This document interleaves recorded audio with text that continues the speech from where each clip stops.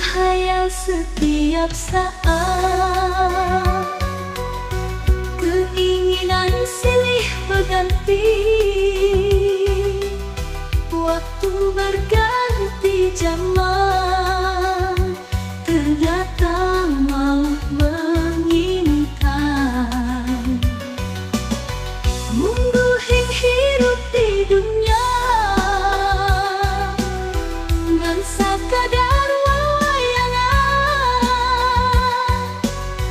musik maliku maha dalam, makhluk mah keluasa dewenang, lalakon hirup pasti tantukeun. Begitulah kita hidup di dunia, hanya sekedar pemeran.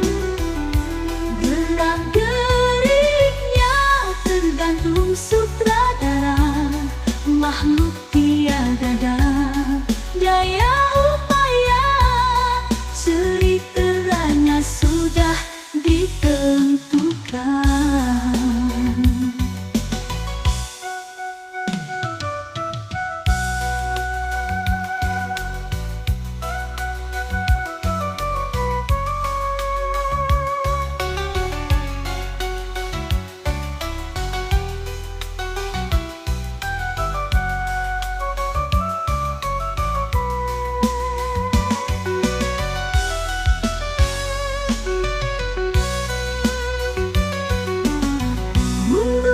Hirup di dunia ngan sakadar wawayangan, musik maliku maha dalam, makhluk mah keluasa dewenang, lalakon hirup pasti tantukeun.